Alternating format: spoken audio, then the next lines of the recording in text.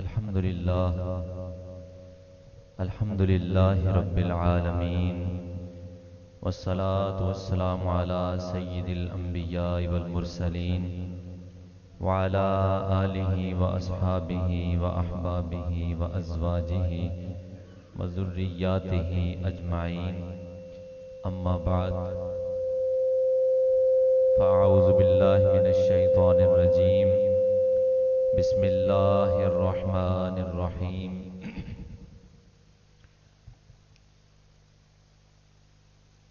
क़ाल रसूलुल्लाहि सल्लल्लाहु अलैहि वसल्लम सलातुल मरअति फ़ी बैतिहा अफ़ज़लु मिन सलातिहा फ़ी हुजरतिहा व सलातुहा फ़ी मख़दइहा अफ़ज़लु मिन सलातिहा फ़ी बैतिहा।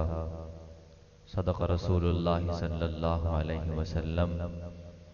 इन्नल्लाह व मलाइकतहु युसल्लूना अलन नबी या अय्युहल्लज़ीना आमनू सल्लु अलैहि वसल्लिमू तस्लीमा। अस्सलातु वस्सलामु अलैका या सय्यदी या रसूलल्लाह व अला आलिका व अस्हाबिका या सय्यदी या हबीबल्लाह। अस्सलातु वस्सलामु अलैका या सय्यदी या रहमतल लिल आलमीन व अला आलिका व अस्हाबिका या सय्यदी व हबीबी या खातमन नबिय्यीन। रब्बि श्रह ली सदरी व यस्सिर ली अमरी वहलुल उक़दतम मिन लिसानी यफ़क़हू क़ौली। अल्लाह जल्ल मजदुहुल करीम की हम्दो सना और हुज़ूर ताजदार कायनात, ज़ीनत बज़्म कायनात, फ़ख्र मौजूदात, दस्तगीर जहां, गमगुसार ज़मां, सय्यद सरवरां, हामी बेकसां, अहमद मुज्तबा हबीब किबरिया, जनाब मुहम्मद मुस्तफ़ा सल्लल्लाहु तआला अलैहि वसल्लम की बारगाह अक़दस में हदिया दुरूद व सलाम पेश करने के बाद काबिल एहतराम हाज़रीन व सामीन, अस्सलामु अलैकुम व रहमतुल्लाहि व बरकातुहू। हम्दो सलात के बाद काबिल कदर हाज़रीन व सामीन, आज के खुतबा जुमातुल मुबारक का जो उन्वान है वो गुज़श्ता मौज़ूआत का ततिम्मा और उन्हीं के साथ मरबूत है। उन्वान ये है कि क्या औरत पीर बन सकती है या नहीं। औरत पीर बन सकती है या नहीं।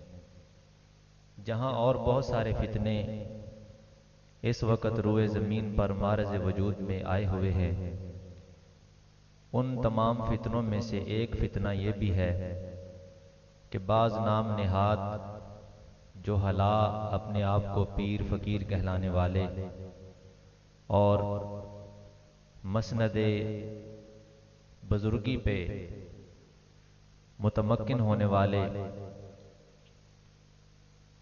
बाज़ औक़ात कई जगह पर अपनी ख़वातीन को उस मसनद पे बिठा देते हैं और उन्हें सज्जादा नशीन बनाकर उनसे ये काम करवाते हैं कि वो फिर पीरी मुरीदी का सिलसिला जो है उनसे आगे जारी होता है। और ये कोई ऐसी बात नहीं है कि जो देखने से या ढूंढने से इंसान को मालूम ना हो सके। ज़माना भी मौजूद है और इलाका भी मौजूद है। आप मुशाहदा करना चाहेंगे तो मुशाहदा भी हो सकता है कि बाज़ दरबारों पर, मज़ारात पर और आस्थानों पर औरतें इस वक्त पीरी मुरीदी कर रही हैं। क्या कर रही हैं? पीरी मुरीदी कर रही हैं। इसकी वजाहत में चंद बातें अर्ज करने से पहले मैं ये अर्ज करूंगा कि लफ्ज़ औरत पे जब तवज्जो की जाएगी तो सैयदना आदम अलैहिस्सलाम से लेके आज तक जितना ज़माना गुजर गया है ना, उस सारे ज़माने की हकीकत आपको लफ्ज़ औरत में ही नजर आ जाएगी। किस लफ्ज़ में? ये मेरे सामने लुगत की किताब है अल मुंजद, जिसमें अरबी अल्फाज के मानी और उनकी तशरीहात वगैरह बयान की जाती हैं। हर ज़ुबान की कोई ना कोई लुगत होती है, उसमें सारा कुछ बयान किया जाता है। इसमें लिखा है 60,000 से जायद अरबी अल्फाज के मानी और तशरीह और उसके मुहावरात और जो मिसालें वगैरह बयान की जाती हैं वो सारे। इसका नाम है अल मुंजद। क्या नाम है? अल मुंजद। इसके सफ़ा नंबर 594 पर आइन, वाव और रा, ये मादा है, हरूफ असली हैं सलासी मुजर्रद के बाब से। आइन, वाव और रा, इन तीन हरूफ से ये लफ्ज मार्ज वजूद में आया है औरत। क्या लफ्ज है? औरत। इसका माना इस सफ़े पर लिखा है हर अमर जिससे शर्म की जाए, हर काम, हर अमर, हर मामला जिससे क्या की जाए? शर्म की जाए, उसको औरत कहा जाता है। उसके आगे वजाहत में लिखा है कि इंसान के आज़ा जिनको हया से छुपाया जाता है उनको भी औरत कहते हैं। इंसान के अंदर आज़ा हैं, हमारी आंखें हैं, कान हैं, नाक है, चेहरा है, बाजू हैं, हाथ पाँव हैं और शर्मगाह है, ठीक है ना जी, पेट है, कमर है, पिंडलियां हैं, राने हैं, इंसान का पूरा वजूद है। पूरे वजूद में कुछ आज़ा ऐसे हैं जिनको छुपाया जाता है, छुपाना फर्ज है। जो हिस्सा जिस्म का इंसान के आज़ा में से छुपाना फर्ज है ना, उसको भी क्या कहा जाता है? औरत कहा जाता है। आप नमाज की शरायत अगर याद करें या नमाज की शरायत को ज़हन में रख के नमाज अदा करें तो उसमें भी ये लफ्ज़ आता है जहाँ पर जगह का पाक होना ज़रूरी है, जिस्म का पाक होना ज़रूरी है, कपड़ों का पाक होना ज़रूरी है, नमाज के वक्त का होना, ये नमाज की शरायत है, किबला की तरफ मुंह का होना ज़रूरी है। इसी तरह उन शरायत में जो नमाज से पहले हैं, एक शर्त है सत्र औरत। क्या शर्त है? सत्र औरत। सत्र औरत का माना क्या है? औरत को छुपाना। ये भी क्या है? नमाज की शर्त है। अब क्या है, जब बंदा इंसान नमाज पढ़ने के लिए आए तो अपनी औरत को किसी कैद खाने में डाल के आए, उसको ताला लगा के आए या उसको जंजीर से जकड़ के आए जी? तो जो शादीशुदा हैं वो तो ये काम कर लेंगे, जो कुंवारे हैं वो फिर किस औरत को ढांक के आएंगे जी? किस औरत को छुपा के आएंगे? जो है ही कुंवारा, उसकी शादी हुई ही नहीं, उसके पास औरत है ही नहीं, बीवी है ही नहीं, वो किसे छुपाएगा? नमाज की शरायत में तो ये हर बंदे पर फर्ज है कि सत्र औरत करे, औरत को छुपाए। तो ये ऐसा मसला है कि औरत से मुराद वो औरत नहीं जो इंसान की बीवी है, बल्कि इंसान के जिस्म के वो आज़ा जिनको किसी के सामने खोलना क्या है? हराम है। और किसी ने अगर उन आज़ा को खोला हुआ हो तो उसकी तरफ देखना भी क्या है? हराम है। और वो है हिस्सा नाभ से लेके घुटने तक।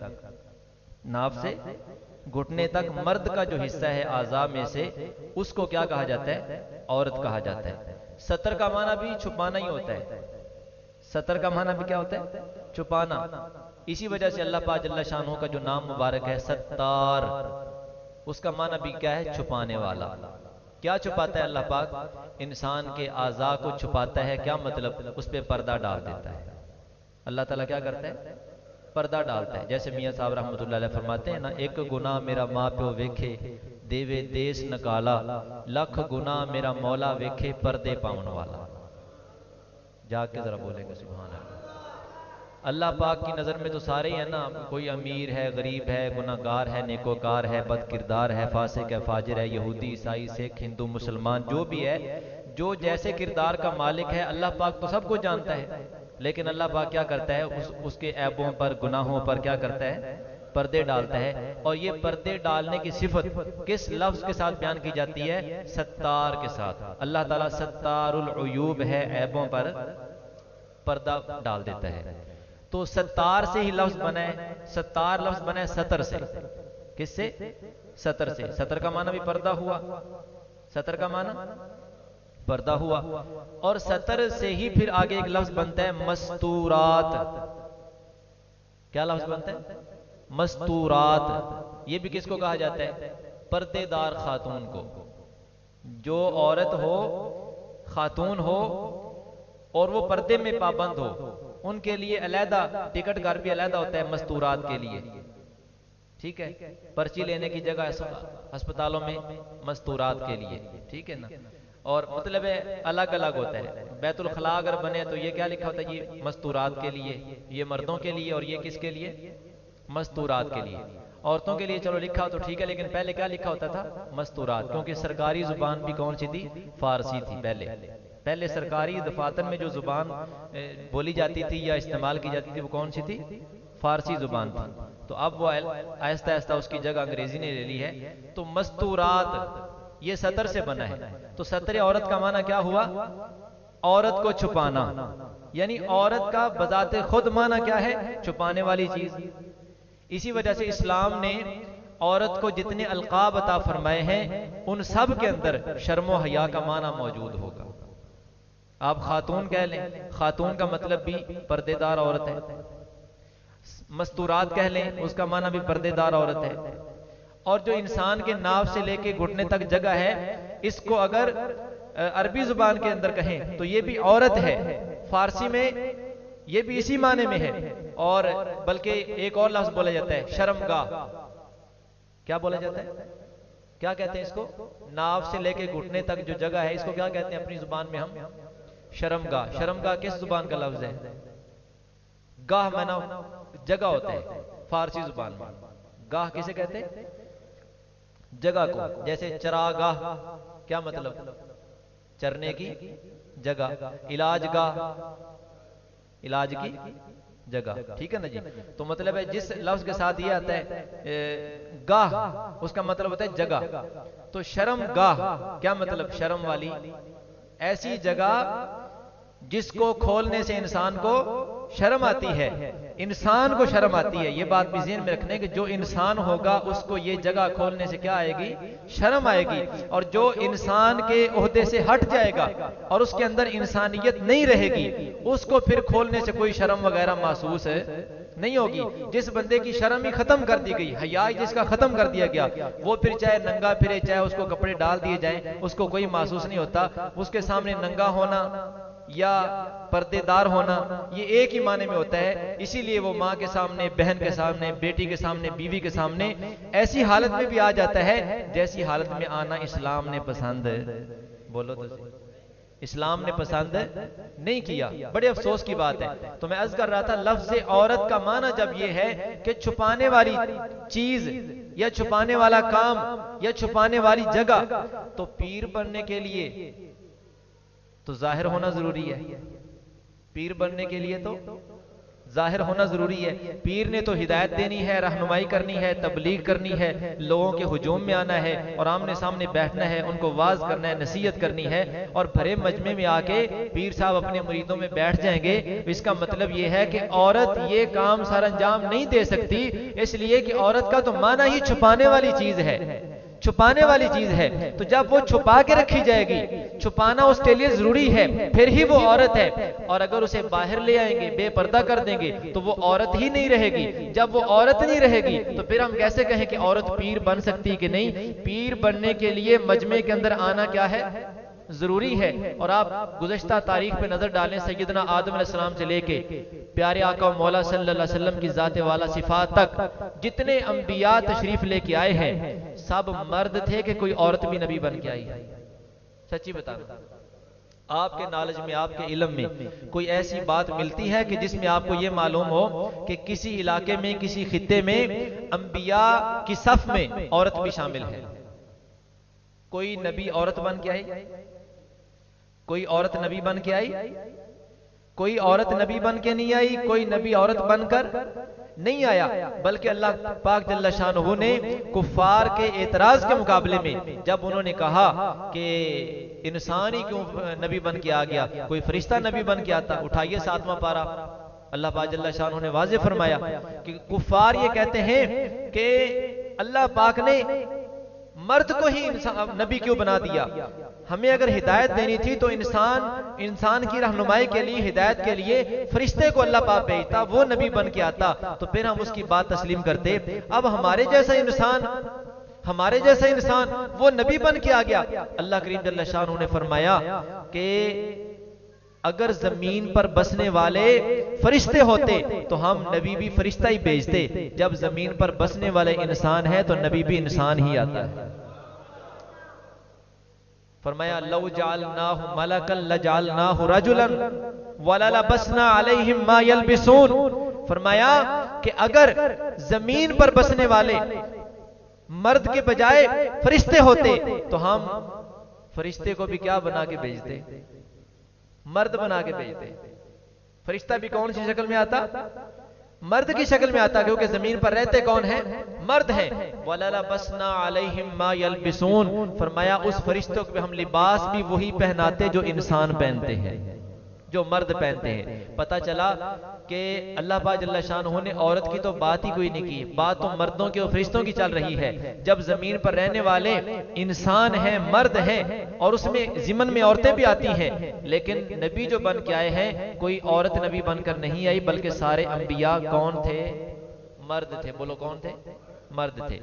अल्लाह पाक जल्ल शानहू ने, देखिए आज अगर जरूरत महसूस की जा रही है, कहा जा रहा है जनाब औरत को मुबल्लिग होना चाहिए, औरत भी तबलीग करे, वो मजमों के अंदर जाए, बयानात करे, वाज़ो नसीहत करे, इसकी जरूरत है, औरत की भी रहनुमाई करनी है। मुझे बताइए आदम अलैहिस्सलाम से लेके प्यारे आका मौला सल्लल्लाहु अलैहि वसल्लम तक और आज के जमाने से पहले जितना अरसा गुजरा है, इसमें कोई औरतें नहीं थी, सब मर्द ही मर्द रहते थे दुनिया में। आदम अलैहिस्सलाम के जमाने में कोई औरत नहीं थी, बताइए हैं? आदम अलैहिस्सलाम के जमाने में औरतें थी कि नहीं? नूह अलैहिस्सलाम के जमाने में औरतें, ईसा अलैहिस्सलाम के जमाने तक जितने अंबिया आए हैं सब में औरतें हैं कि नहीं? औरतें हैं ना, लेकिन कोई नबी औरत बनकर नहीं आया। अल्लाह पाक ने उन औरतों की हिदायत रहनुमाई का इंतजाम भी किया कि नहीं? औरतें जन्नत में जाएंगी या नहीं? उनके अहकाम बयान फरमाए कि नहीं? सैयदा मरियम सलामुल्लाहि अलैहा, ये एक नबी की माँ है, जन्नत में जाएगी या नहीं?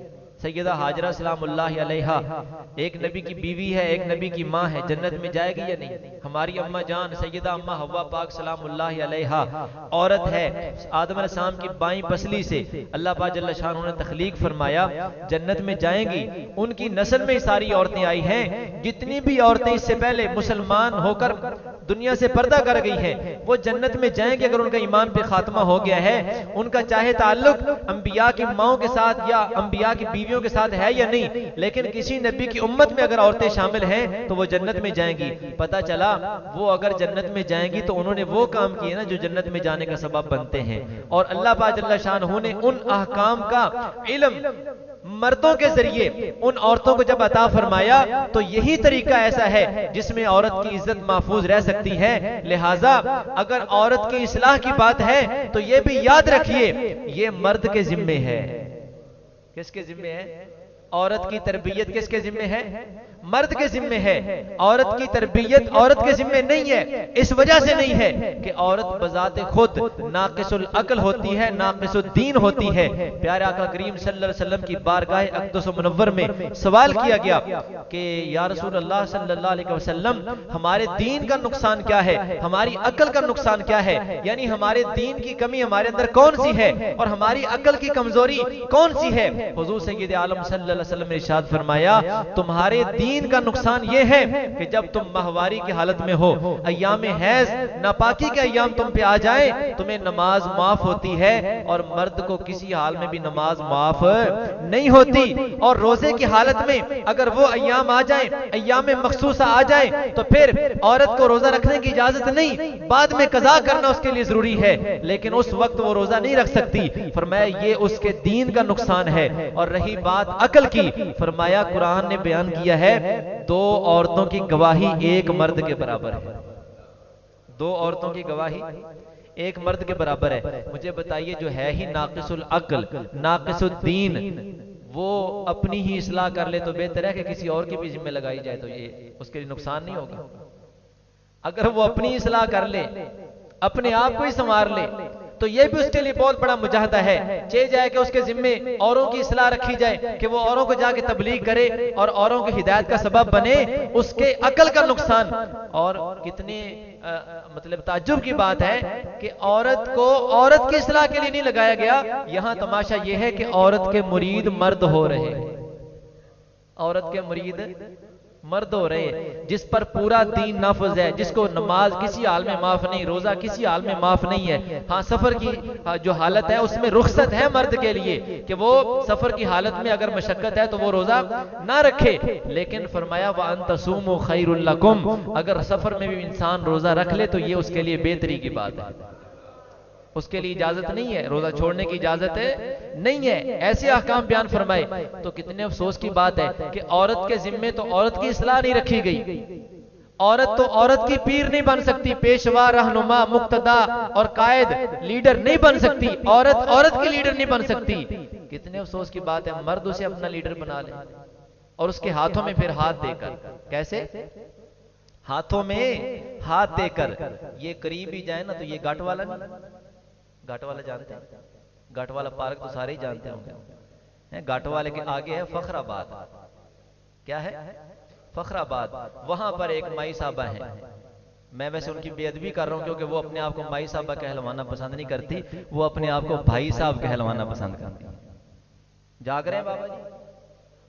मुझे किसी की ताईद में बोलने की जरूरत भी नहीं है, किसी की मुखालफत में बोलने की जरूरत नहीं, लेकिन सिर्फ एक नक्शा आपके सामने पेश करना मौजू के मुताबिक। यहां इस भाई वाला रोड के ऊपर भी उस भाई साहब के इश्तिहार लगते हैं। ठीक है, कई लोगों ने देखे भी होंगे। औरत है और अपने आप को क्या कहलवा रही है? भाई साहब।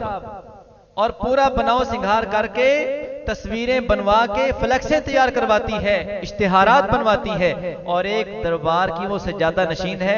बाकायदा तौर पर मर्द उससे जाके मुरीद होते हैं और उससे जाके सलाम लेते हैं, उसके हाथों में हाथ देते हैं। और जो बेचारा शर्म का मारा सलाम ना ले सके तो वो माई साहबा पता क्या करती है? उसके सर पे हाथ रख देती है। हमारे एक दोस्त है मौलाना, इधर इलाके के हैं, वो गए तजर्बा करके हैं। मुझे कहते कारी साहब आपको मैंने उनके पास लेके जाना है, उनकी इस्लाह करनी है। मैंने कहा मुझे माफी दे दो। तो मुझे क्या कर दो? माफी दे दो। ये मैंने सिर्फ एक आपको नक्शा बताया है, आप देख सकते हैं पूरी दुनिया में ऐसे हालात इस वक्त पैदा हो गए हैं कि औरतों को किस मसनद पे बिठा दिया गया है, वो पीर बन रही हैं, बाकायदा मुरीद कर रही हैं, जबकि आपने इससे पहले तमाम वो वाकयात कुरान पाक के अहादीस तय्यबात के समाअत किए हैं कि मेरे आका करीम सल्लल्लाहु अलैहि वसल्लम ने किसी भी गैर महरम औरत के साथ कभी मुसाफहा, बोलो मुसाफहा नहीं किया। ये बाकायदा हदीस तय्यबात में मौजूद है। और जब औरत ने पीर बनना है, औरत ने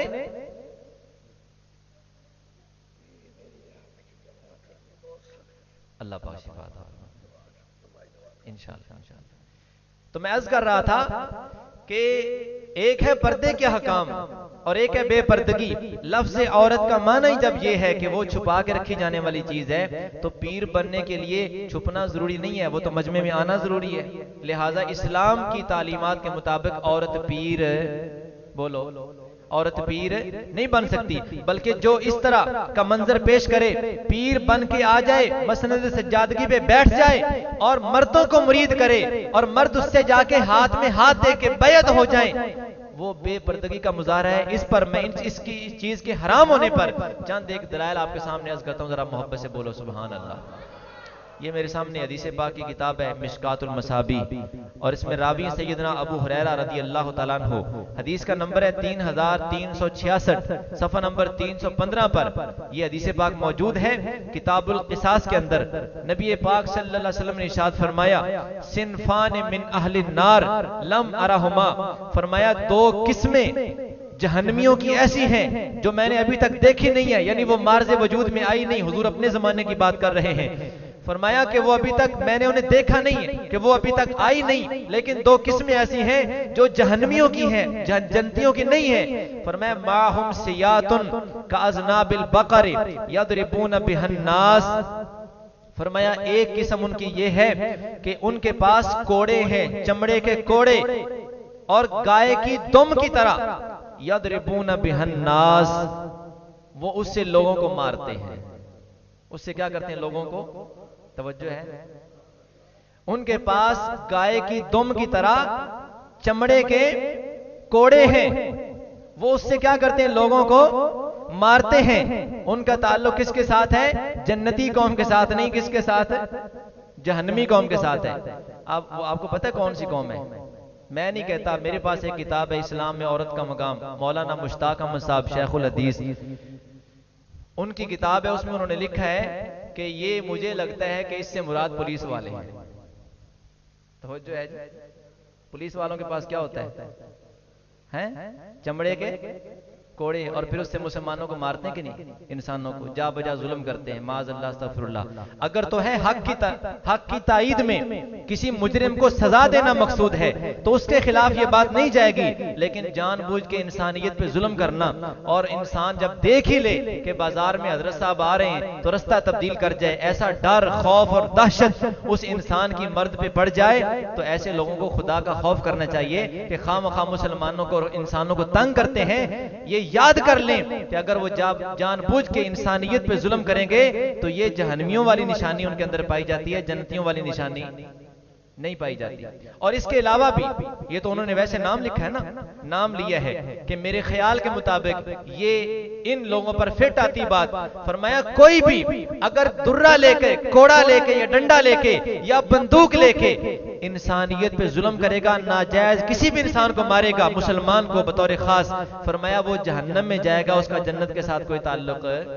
ये नहीं है कि सिर्फ उनके साथ ही आप चस्पा कर दें, ये तो मैंने उनकी बात की है, सिर्फ मैंने हवाला पेश किया है। जो बंदा भी इंसानियत पे जुल्म करता है वो बंदा जहन्नमियों वाली निशानी अपने अंदर रखता है। जन्नतियों वाला ये काम नहीं है कि इंसानियत पे क्या किया जाए, जुल्म किया जाए। जुल्म किसी पर भी जायज है नहीं है। अल्लाह पाक जल्ला शानुहु खुद फरमाता है इन्नल्लाह ला यज़लिमु मिस्काल ज़र्रा, अल्लाह पाक किसी पर भी एक जर्रे बराबर जुल्म नहीं करेगा। अल्लाह ताला किसी पे जुल्म नहीं करता, ना जुल्म को पसंद करता है, बल्कि जालिम को अल्लाह पाक जल्ल शानहू ने जहन्नमी फरमाया है, और उसका दीन के साथ, मजहब के साथ ऐसा खतरनाक ताल्लुक है कि वो बंदा अपने अंदर ऐसी सिफत मतलब है कि अपने किरदार को ऐसी सिफत से मुत्तसिफ कर रहा है कि वो बंदा इंसानों पे जुल्म करके खुद जहन्नम का हकदार बन रहा है। ये एक किस्म है जो इंसानियत पे जुल्म करने वाली, चाहे किसी तबके के अंदर हो, उसको अपनी इस्लाह कर लेनी चाहिए। और दूसरा तबका फरमाया व निसाउन कासियातुन आरियातुन, दूसरा तबका वो है जहन्नमियों का जिनका जन्नत से कोई ताल्लुक नहीं। फरमाया वो ऐसी औरतें हैं जो लिबास पहने हुए होंगी लेकिन उसके बावजूद नंगी होंगी। कासियातुन आरियातुन, लिबास पहने हुए भी होंगी और इसके बावजूद नंगी होंगी। मुमीलातुन माइलातुन, फरमाया खुद भी लोगों को अपनी तरफ माइल करने वाली होंगी और अपने आप लोगों की तरफ माइल होने वाली होंगी। खुद लोगों की तरफ माइल हो जाएंगी और लोगों को अपनी तरफ माइल करने वाली होंगी। फरमाया ये ऐसी औरतें हैं रुऊसुहुन्ना कास्निमतिल बुख्तिल माइला, उनके जो सर है वो बुख्ती ऊंट की कुहान की मानित ऐसे ऊपर को उभरे हुए, जैसे औरतों ने आजकल स्टाइल बना के रखे होते हैं, बालों का गुच्छा बनाया, पीछे लटकाया, और ऐसे मालूम होता है जैसे बुख्ती ऊंट की कुहान होती है ऊपर उभरी हुई। ऐसे माहौल के मुताबिक वो अपना तशख्खुस बनाती है औरत। तो फरमाया कि ये उनकी निशानी है। फरमाया ला यदखुलनल जन्नता वला यजिदना रीहाहा व इन्न रीहाहा लतूजदु मिन मसीरति कज़ा व कज़ा। फरमाया कि ये औरतें जन्नत में दाखिल नहीं होगी और जन्नत की खुशबू भी इन्हें नसीब नहीं होगी, हालांकि जन्नत की खुशबू बड़ी दूर की मसाफत से आना शुरू हो जाएगी। जन्नत अभी बड़ी दूर होगी तो जन्नत की खुशबू दूर से आना नसीब होगी। फरमाया ये ऐसी औरतें हैं, इनको जन्नत में जाना तो क्या, जन्नत की खुशबू भी नसीब। किस औरत की बात हो रही है? जो बेपर्दा हो, जो क्या हो, बेपर्दा हो। सादा लफ्जों में कह लें कि जो औरत ना हो। क्या मैंने कहा है? क्योंकि औरत का माना क्या है, पर्दे में रखी हुई चीज।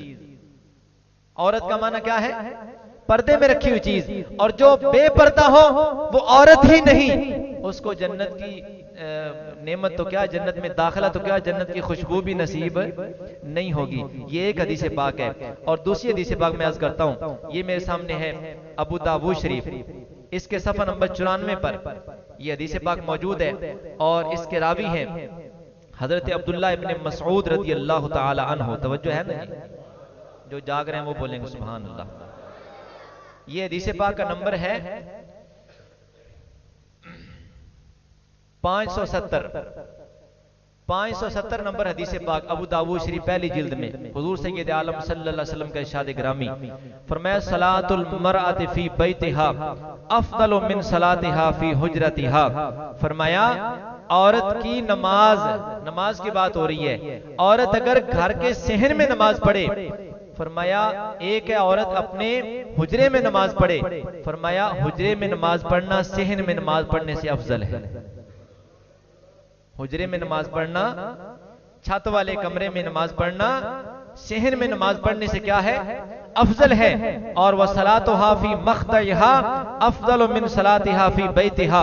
फरमाया कि जो घर के कमरों के अंदर सबसे आगे वाला कमरा हो, बहुत पीछे वाला कमरा, जैसे 2-3 कमरे बने हुए हों, तो एक है शहर के साथ मुत्तसिल कमरा या बरामदा, और एक उससे पीछे कमरा, एक उससे पीछे आखिरी कमरा। फरमाया उस हुजरे में नमाज पढ़ने से बेहतर और अफजल नमाज कौन सी है, जो सबसे आखिरी कमरे में जाके नमाज पढ़ती है। ये मैंने हदीस पाक का मफ़हूम अर्ज़ किया है। हुजूर फरमाते हैं कि जितना औरत नमाज के दौरान छुपती जाएगी, उतना अल्लाह तबारक व तआला जल्ल शानहू के कुर्ब में आती जाएगी। तवज्जो है जी, जो जाग रहे हैं वो बोलेंगे सुभान अल्लाह। जितना औरत छुपती जाएगी नमाज पढ़ने के लिए, उतना अल्लाह के ज्यादा करीब होती जाएगी। इसी वजह से जो औरत दुपट्टा बारीक पहनकर नमाज पढ़ती है, जिसमें उसके बाल नजर आते हैं, उस औरत की कोई नमाज नहीं है। नमाज की शराइत में मुकम्मल बापर्दा होना जरूरी है, बापर्दा होना जरूरी है। अगर उसने इतना बारीक दुपट्टा पहन के नमाज पढ़ी है जिससे उसके बाल नजर आते हैं या जिल्द का कोई हिस्सा नजर आता है कपड़े के अंदर से, फरमाया उस औरत की नमाज कबूल नहीं होती। नमाज की शराइत में से एक शर्त ही नाकिस है, फासिद है। तो इज़ा फात शर्त फातल मशरूत, जब शर्त फौत हो जाए तो मशरूत खुद ब खुद फौत हो जाता है। फरमाया कि जब उसने नमाज की शराइत ही पूरी नहीं की है, उसका जिस्म नजर आ रहा है, जिस्म के ऊपर जो सर के ऊपर बाल हैं वो दुपट्टे से नजर आ रहे हैं, ऐसी औरत की नमाज नहीं होती। अब एक है सेन में नमाज पढ़ना घर की चार दीवारी में, एक है बरामदे में नमाज पढ़ना, और एक है पिछले से पिछले कमरे में छुप के नमाज पढ़ना। सबसे अफजल नमाज औरत की वो है जो बंद कमरे के अंदर जाके अदा की जा रही है। तो जो औरत पीर बन जाएगी, पीर बनने के लिए बंद कमरे में बैठना जरूरी है कि बाहर आना जरूरी है? पीर बाहर आता है कि नहीं है? पीर इमाम हुसैन से बढ़ के कोई पीर है? इकबाल ने ऐसे कह दिया, निकल कर खानकाहों से अदा कर रस्म शब्बीरी। इमाम हुसैन पीर हैं, लेकिन खानकाह से निकल के आपने किताल किया है, जिहाद किया है और जंग की है। तो फरमाया खानकाह में रहना, छुप कर बैठ जाना, यही सिर्फ काफी नहीं, निकल कर खानकाहों से अदा कर रस्म शब्बीरी। तो हजरत इमाम हुसैन की, हजरत शब्बीर की वो रस्म अदा करनी, ये तो पीर के लिए जरूरी है, खानकाह से निकलना जरूरी है। और औरत के लिए सबसे बेहतर क्या है? पर्दे में नमाज पढ़ना। बल्कि मुझे कहने दीजिए एक जुमला आपकी तवज्जो चाहते हुए ये अर्ज करना चाहता हूं कि औरत की नमाज से भी आला चीज जो औरत के लिए है वो उसका पर्दा है। तवज्जो है? नमाज बाद में है, पर्दा पहले है। कुरान पाक की आयत करीमा अल्लाह करीम जल्ल शानहू ने जो फरमाया सूरह अहज़ाब के अंदर, फरमाया वक़रना फी बुयूतिकुन्ना वला तबर्रजना तबर्रुजल जाहिलियतिल ऊला। सूरह अहज़ाब की आयत नंबर 33 में फरमाया अज़वाज मुतहरात से कि अपने घरों में ठहरी रहो और कदीमी जाहिलियत के जमाने की तरह अपना बनाव सिंगार करके बाजारों में आना तुम्हारे लिए जायज नहीं है। इसके बाद हुक्म दिया है वाक़िमनस सलाता व आतीनज़ ज़काता, नमाज पढ़ती रहना और ज़कात अदा करती रहना। पहले घर में पाबंद होने का हुक्म फरमाया, बाद में नमाज का। तवज्जो है? जिससे पता चला कि औरत के लिए पर्दा सबसे पहले है, नमाज उसके बाद है। तो जो पीर बन जाएगी उसने सबसे पहले क्या खत्म करना है? पर्दा खत्म करना है। जब पर्दा खत्म हो गया तो वो औरत औरत ही ना रही, उसको औरत कहना ही जायज है। बोलो तो सही, उसको औरत कहना ही जायज नहीं, बल्कि उसको जदीद अल्फाज से आप याद कर सकते हैं, जिस तरह लेडीज कहा जाता है। और तो मैं कुछ नहीं कह सकता, क्या कह सकता हूं, क्योंकि मैंने मिंबर का भी एहतराम करना है। उनको लेडीज कहा जा सकता है। जो औरत चाहे माँ हो, बहन हो, बेटी हो, बीवी हो, वो अगर बापर्दा नहीं है तो वो औरत कहलाने की हकदार नहीं है। वो लेडीज कह ले उनको, क्योंकि वो उनकी नकल करने वाली है। और हुजूर सय्यद आलम सल्लल्लाहु अलैहि वसल्लम ने फरमाया कि जो जिस कौम की मुशाबत करे वो उन्हीं में से है। ये हुजूर का फरमान है कि नहीं, मन तशब्बहा बिकौमिन फहुवा मिनहुम, जो जिस कौम की मुशाबहत करे वो उन्हीं में से है। अब आप तवज्जो से बताइए कि जब हुजूर सय्यद आलम सल्लल्लाहु अलैहि वसल्लम ने ये फरमाया कि औरत की नमाज वो बंद कमरे में अफजल है, तो नमाज पे तो औरत ने आके तालीम अगर देनी है, मर्दों को मुरीद करके पीरी मुरीदी के आदाब सिखाने हैं और पीर होने के मकासद जब बताने हैं, जब औरत पीर बन जाएगी उसका पर्दा खत्म हो जाएगा और जो उसके मुरीद होंगे वो भी लानत के हकदार होंगे और औरत भी क्या है, लानत की हकदार है। तवज्जो है ना, हदीस पाक दे दो दलील इसके ऊपर कि लानत की हकदार कैसे है। ये मेरे सामने मुस्लिम शरीफ की हदीस पाक है। हुजूर सय्यद आलम सल्लल्लाहु अलैहि वसल्लम के इरशाद गिरामी फरमाया अल आइनान जिनाहुमन नज़र, फरमाया आंखें भी जिना करती हैं, आंखों का जिना गैर महरम औरत की तरफ देखना है। गैर महरम औरत की तरफ देखना क्या है, आंखों का जिना है। और वल उज़ुनान, कान भी जिना करते हैं, जिनाहुमल इस्तिमा, खिलाफ शरीयत बात अपने कानों से सुनना, ये कानों का जिना है। किसका जिना है? अब कोई बंदा गाने सुने, फिल्में देखे, ड्रामे देखे और मतलब है गैर महरम औरत की दिलचस्पी के साथ गुफ्तगू समात करे, ये क्या कर रहा है? कानों का, बोलो तो सही, कानों का जिना कर रहा है। और वल लिसान, जुबान भी जिना करती है, जिनाहुल कलाम, इसका जिना क्या है? कलाम करना, यानी गीबत करना, चुगली करना, झूठ बोलना, गाली देना, किसी का राज फाश करना और किसी पे तोहमत लगाना, बोहतान लगाना और अल्लाह रसूल की शान में नाजेबा कलिमात बोलना, खिलाफ शरीयत कोई बात जुबान से निकालना, ये सब क्या है? जिना है जुबान के। वल यदो जिना हल बत्श, हाथ भी जिना करता है। हाथ का जिना क्या है? पकड़ना। हाथ का जिना क्या है? ऐसी चीज पकड़ना जिसको पकड़ना इस्लाम में जायज नहीं है। मुझे बता कि इस्लाम में औरत के हाथ को गैर महरम मर्द पकड़े तो ये जायज है? जब पकड़ेगा तो क्या होगा? हाथों का जिना होगा या नहीं? तो मुरीद बनने के लिए तो हाथों में हाथ देना जरूरी है। तो पीरनी के हाथ में फिर जब मुरीद हाथ देगा तो वो तो जिना में मुब्तला हो गया, वो तो लानत का हकदार बन गया। जब लानत का हकदार बना, क्या पीर का मुरीद इसलिए होना है कि इंसान को रहमत मिले या इसलिए होना है कि लानत का हकदार बन जाए? बोलो तो सही, किस लिए पीर का मुरीद होना है? रहमत लेने के लिए। और जब हाथों में हाथ देगा पीरनी के हाथ में तो क्या मिलेगा? लानत मिलेगी। और इसी तरह हुजूर फरमाते हैं वर रिजल, पांव का जिना क्या है? जिना हल खिता, फरमाया कदमों के साथ चल के जाना, ऐसी जगह पर चल के जाना जिस जगह पे जाना इस्लाम ने मना फरमाया है। फरमाया ऐसी जगह पे जाएगा तो कदमों का जिना होगा।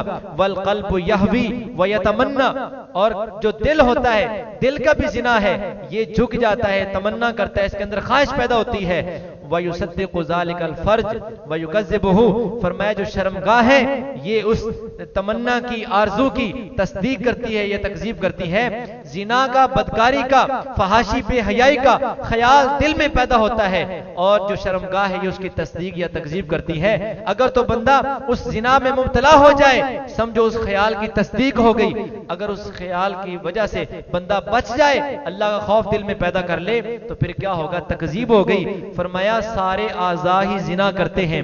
अब मुझे बताइए, पीरनी अगर मसनद सज्जादगी पे बैठी है और उसने जनाब अपने आप को बेपर्दा करके अपने आप को भाई साहब कहलवाना शुरू कर दिया है, या ना भी कहलवाना शुरू करे, वो ना भी कहलवाए, जब वो बेपर्दा होकर मर्दों के जुर्मट में आ गई है, उसे औरत कहना ही जायज नहीं, वो तो खुद लानत की हकदार बन गई है।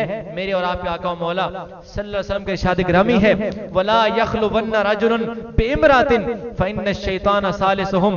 मुस्नद अहमद की पहली जिल्द सफर नंबर 18 पर हुजूर का फरमान है और जामे तिर्मिज़ी के सफर नंबर 39 पर यह हदीस पाक मौजूद है। फरमाया कोई मर्द भी किसी गैर महरम औरत के साथ तन्हाई में इकट्ठा ना हो, फरमाया उनके साथ तीसरा शैतान होता है। तीसरा क्या होता है? शैतान। और कितने अफसोस की बात है, मुरीदनी भी जवान, मुरीद भी जवान है, पीरनी भी जवान है, और फिर तन्हाई में इकट्ठे हो गए तो तीसरा कौन आ गया? बोलो तो, शैतान आ गया। जब मुरीदनी जवान, मुरीद जवान, पीरनी भी जवान और दरमियान में आ गया शैतान, अब कायम नहीं रख सकेंगे अपना ईमान, क्या हो जाएंगे? बोलो तो सही। ये हालात है मेरे भाइयों बुजुर्गों, ये हालात हैं। और फिर जब ऐसे हालात लोग देखते हैं, खास तौर पे अगियार देखते हैं, उनको फिर सारा वो इकट्ठा करके ना जी किस खाते में डालना जरूरी समझते हैं कि मसलक अहले सुन्नत के खाते में डाल दिया जाए कि जनाब सुन्नी लोग ये करते हैं। हालांकि मैं पूरे वसूख से कह रहा हूं अहले सुन्नत मसलक का ऐसी खुराफात से कोई ताल्लुक, बोलो तो सही, आप में से किसी का ताल्लुक है? फिर क्यों खामोश बैठते हैं? किस किस का ताल्लुक है? किसी का ताल्लुक नहीं। जो भी सुन्नी है, किताबुल्लाह और सुन्नत रसूलुल्लाह का पैरोकार है, वो बंदा ऐसी खुराफात को बुरी नजर से देखता है, उसके खिलाफ अपने दिल में बुग़्ज़ और अदावत और नफरत रखता है। ऐसे काम को इस्लाम पसंद नहीं करता तो मुसलमान कैसे पसंद करेगा? और जो पसंद करे उसका इस्लाम से कोई ताल्लुक नहीं है। इसी तरह हुजूर सय्यद आलम सल्लल्लाहु अलैहि वसल्लम का इरशाद ग्रामी है, फरमाया कि लई यफलह कौमुन वल्लौ अमरहुम इमरातन। बुखारी शरीफ की दूसरी जिल्द सफ़ा नंबर 1052 पर हदीस पाक मौजूद है। फरमाया वो कौम कभी कामयाब नहीं हो सकती जो जिसने अपने मामलात औरत के सुपुर्द कर दिए, जिसने अपने मामलात औरत के सुपुर्द। तो पीर बनने के लिए क्या है? पीर तो पेशवा होता है, वो मुरीद को चाहे जो मर्जी कहे, शरीयत के मुताबिक चलाए। तो जब औरत को पेशवा बना लिया, औरत को रहनुमा बना लिया, औरत को शेख बना लिया, पीर बना लिया, तो फिर क्या किया? अपने मामलात तो उसके सुपुर्द कर दिए। तो हुजूर का जो ऐलान मुबारक है वो ये है कि ऐसी कौम कभी हिदायत पर नहीं आ सकती, कामयाब नहीं हो सकती, जिसने अपने मामलात किसके सुपुर्द कर दिए? औरत के सुपुर्द कर दिए। और इसी तरह हुजूर का फरमान अलीशान है, फरमाया मा तरक्तु बादी फितनतन अदर्रा अला रिजाल मिनन निसा। फरमाया मैंने अपने पीछे मर्दों के लिए औरतों से ज्यादा नुकसानदेह कोई फितना नहीं छोड़ा। हुजूर फरमाते हैं सबसे ज्यादा नुकसानदेह फितना मर्दों के लिए मेरे बाद क्या है? औरतों का फितना है। इसी तरह हुजूर का फरमान मुबारक है, अन्निसाओ हबाइल शैतान, औरतें शैतान का जाल हैं, औरतें शैतान का जाल है। मेरे भाइयों, इन तमाम दलाइल का खुलासा यह है कि जहां पर भी आप देखें मसनद सज्जादगी पर, किसी पीर की मसनद पर औरत अगर बैठी है या वो अपने आप को पीर कहलवाती है और उसके लोग मुरीद होते हैं, याद रखें उस औरत का इस्लाम के साथ, दीन के साथ, कुरान और हदीस के साथ कोई ताल्लुक नहीं है। ऐसे लोग अगर आपके राब्ते में हैं तो उनसे अपना दामन बचाइए और उनको इस्लाह की गर्ज से बता दीजिए कि आपका ये अमल इस्लाम के खिलाफ है। और ये है भी इस वजह से कि शैतान ये सारे काम करवाता है। उसने सबसे पहले बेपर्दगी का दरवाजा खोला और आज भी उसके चेले चमचे, चाहे वो यहूदी हो, चाहे ईसाई हो, अंग्रेज हो, सिख हो, हिंदू हो, बेदीन हो, बेईमान हो, वो इसी काम पे लगे हैं कि औरत को बेपर्दा किया जाए। इसी वजह से कि इलाहाबादी साहब सैयद अकबर हुसैन रहमतुल्लाह अलैह आप फरमाते हैं कि शैतान ने क्या उनके ज़हन में बिठाया है, अंग्रेजों के ज़हन में। वो कहते हैं कि शमशीर और जन को अब नए सांचे में ढालिए, शमशीर और जन को अब नए सांचे में ढालिए, शमशीर को छुपाइए, जन को निकालिए। शमशीर को छुपाइए, जन को। पहले क्या होता था? शमशीर निकली हुई है, यानी मुसलमान के हाथ में क्या है? तलवार है। और तलवार का डर काफिर के दिल में ऐसे होता था कि काफिर हर वक्त मुसलमान से लरजता रहता था, कांपता रहता था। और मर्द जो औरतें थीं वो पर्दे में हुआ करती थी। कहां पर होती थी? पर्दे में। उन्होंने कहा कि ऐसे करो, औरत को बेपर्दा कर दो और शमशीर को छुपा दो। शमशीर को, अब तलवार छुप गई है, जिहाद खत्म, और जिहाद का नाम लेना और जिहाद के बारे में बात करना, ये सारे मामलात इसको बाला ताक रख दिया गया। और क्या किया गया है? औरत को बाहर निकाल दिया गया। औरत के जरिए अब वो काफिर लोग मुसलमान पे हमला करके मुसलमानों का ईमान, दीन, मामलात सारे तबाह बर्बाद कर रहे हैं। और औरत को खुद इस मसनद में बिठा दिया गया है कि औरत को जनाब कहते हैं, आजकल कहते हैं लेडी फर्स्ट। क्या कहते हैं? बस में भी अगर जाना हो ना तो जो फ्रंट सीट होती है ड्राइवर के साथ, वो किसके लिए होती है? नहीं, आपको तो नहीं ना पता होगा, आपने तो कभी सफर नहीं किया है। किया कभी सफर? जाग रहे हैं बाबा जी? जो फ्रंट सीट है औरत के साथ, ड्राइवर के साथ, वो किसके लिए खास होती है? किसके लिए? हाँ, शाबाश, आपने बहुत अच्छा जवाब दिया है, लेडीज के लिए। किसके लिए? क्योंकि अगर आप कहेंगे ना औरतों के लिए, तो इस बात से मैं इत्तेफाक नहीं करूंगा। आप अगर कहेंगे लेडीज के लिए तो ये बिल्कुल ठीक है, इस वजह से कि लेडीज और होती हैं और औरत है। बोलो तो सही, आपको इख्तिलाफ है इस बात से? औरत कहना, औरत का माना है छुपी हुई चीज, और जो छुपी हुई ना हो उसको औरत कहना जायज नहीं है। और ड्राइवर के साथ बैठना भी वही पसंद करेगी जो लेडीज होगी, जिनका साथ ताल्लुक लेडीज के साथ होगा। जो औरत होगी वो अपने मर्द के साथ ही बैठना पसंद करेगी।